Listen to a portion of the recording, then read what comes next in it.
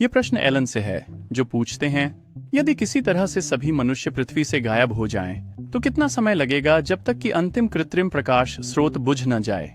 हम स्पष्ट से शुरू करेंगे। अधिकांश लाइटें ज्यादा देर तक नहीं चलेंगी क्योंकि प्रमुख पावर ग्रिड जल्दी ही बंद हो जाएंगी। बिना लोगों के पावर की मांग कम होगी, लेकिन हमारे फ्रिज और एयर कंडीशनर और लावा लैंप तब भी चल रहे होंगे। जीवाश्म ईंधन संयंत्र, जो दुनिया की बिजली का बड़ा हिस्सा आपूर्ति करते हैं, ईंधन की सतत आपूर्ति की आवश्यकता होती है और उनकी आपूर्ति श्रृंखला में लोग शामिल होते हैं। चीजें जैसे ही कोयला और तेल के संयंत्र पहले कुछ घंटों में बंद होने लगते, अन्य ऊर्जा स्रोतों पर अतिरिक्त भार आ जाता। इस तरह की स्थिति को मानव मार्गदर्शन के साथ भी संभालना कठिन होता है और परिणाम स्वरूप लगातार विफलताओं की एक श्रृंखला होगी, जिससे सभी प्रमुख बिजली ग्रिडों का ब्लैकआउट हो जाएगा।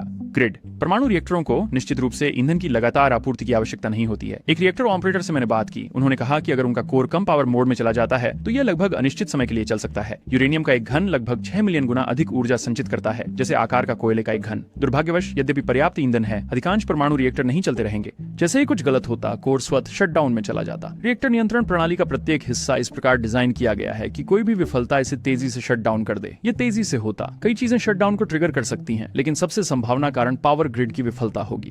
हालांकि कई स्रोतों से प्रकाश आता है जो प्रमुख बिजली ग्रिड से जुड़े नहीं हैं। चलिए देखते हैं उनमें से कुछ और ये कब चालू होते हैं, बंद हो जाती हैं। कई दूरस्थ समुदाय जैसे दूरदराज के द्वीपों पर अपने बिजली की आपूर्ति डीजल जनरेटर से करते हैं। ये तब तक चलते रह सकते हैं जब तक उनके टैंकों में ईंधन समाप्त नहीं हो जाता, जो अधिकांश मामलों में कुछ दिनों से लेकर महीनों। ऑफ ग्रिड जनरेटिंग स्टेशन, जिन्हें मानव प्रदत्त ईंधन की आवश्यकता नहीं होती, बेहतर स्थिति में होंगे। जियोथर्मल प्लांट बिना मानव हस्तक्षेप के काफी समय तक चल सकते हैं। आइसलैंड के स्वारसिंकी जियोथर्मल प्लांट के रखरखाव कार्यक्रम के अनुसार ऑपरेटरों को हर 6 महीने में गियर बॉक्स का तेल बदलना होता है और सभी इलेक्ट्रिक मोटर्स और कपलिंग्स को फिर से ग्रीस करना होता है। इन प्रकार की रखरखाव प्रक्रियाओं को बिना मानव के करने के लिए कुछ प्लांट कुछ वर्षों तक चल सकते हैं, लेकिन वे भी जंग का शिकार हो सकते हैं।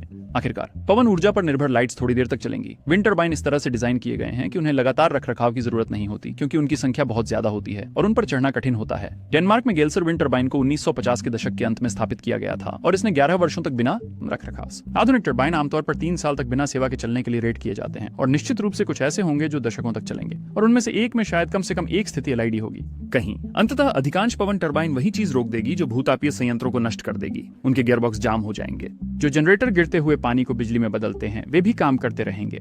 हूवर डैम के एक ऑपरेटर ने एक बार कहा था कि अगर सभी लोग चले जाते तो यह सुविधा कुछ वर्षों तक ऑटो पायलट पर चलती रहती। हालांकि अगर बिजली ग्रिड डाउन हो जाती तो सारी बिजली कहीं नहीं जा पाती। अंत में डैम संभवतः बंद इंटेक्स या उसी प्रकार की यांत्रिक विफलता का शिकार होगा जो पवन टरबाइन और जियोथर्मल पौधों।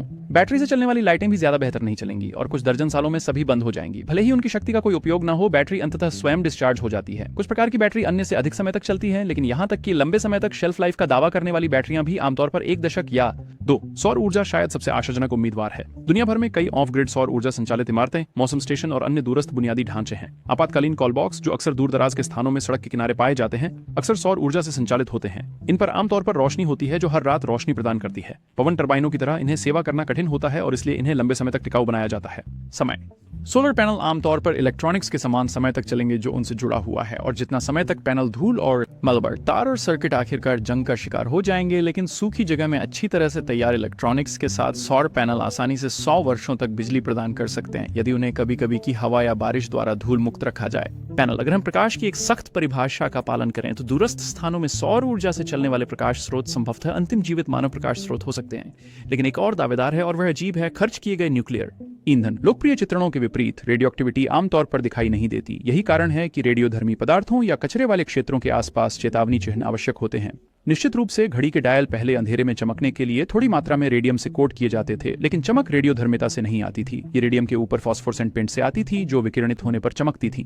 एक बार फॉस्फोरेसेंट पेंट टूटने के बाद घड़ी के डायल रेडियोधर्मी रहते हैं, लेकिन अब चमक। हालांकि घड़ी के डायल हमारे एकमात्र रेडियोधर्मी प्रकाश स्रोत नहीं है। जब रेडियोधर्मी कण पानी या कांच जैसी सामग्रियों से गुजरते हैं तो वे एक प्रकार की ऑप्टिकल ध्वनि के कारण प्रकाश उत्सर्जित करते हैं। इस प्रकाश को चेरेंकोव विकिरण कहते हैं और यह परमाणु रिएक्टर की विशिष्ट नीली चमक में दिखाई देता है। कोर, हमारे कुछ रेडियोधर्मी अपशिष्ट उत्पाद जैसे सीजियम 137 को पिघलाकर शीशे में मिलाया जाता है, जो ठंडा होकर एक ठोस ब्लॉक में बदल जाता है, फिर परिवहन और भंडारण के लिए अधिक सुरक्षा में लपेटा जाता है और अंधेरे में ये कांच के ब्लॉक चमकते हैं। नीला, सीजियम 187 की आधी आयु 30 वर्ष है, जिसका अर्थ है कि 2 सदियों बाद भी ब्लॉक्स अपनी मूल रेडियोधर्मिता के 1% के साथ चमकते रहेंगे।